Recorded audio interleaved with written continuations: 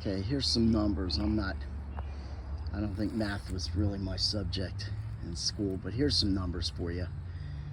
We got a month to celebrate Pride, and I know people brought this up before. And we have 1 day to celebrate our veterans, and I think 1 day to celebrate our veterans who died in their service. 2 days total for the veterans and a month for Pride. And then you got over 1 million in that vein of the veterans. Over 1 million soldiers have died in all of our wars in roughly 250 years, from the Revolutionary War to the war on terrorism. 65 million Americans have died at the hands of abortion.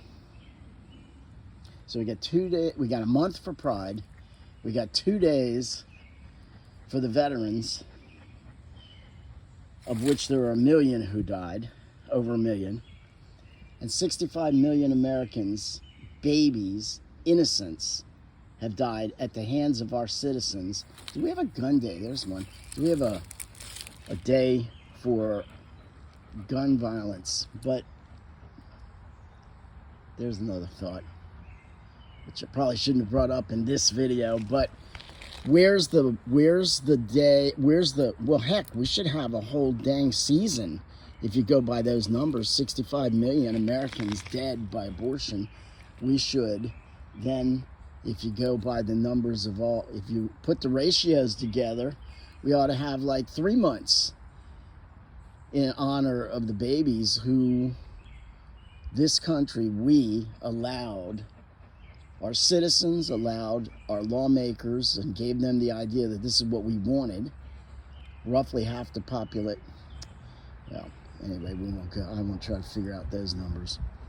But where's the season? Where's the 3-month homage? Not homage. Where's the 3-month commemoration to the 65 million babies who died? 65 million Americans have died in the last 50 years.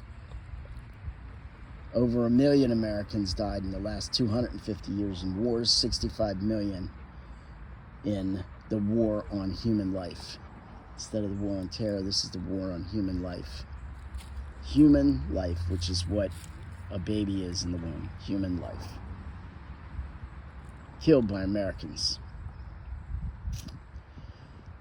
And that's a lot to think about, if you can be willing to think about it, instead of just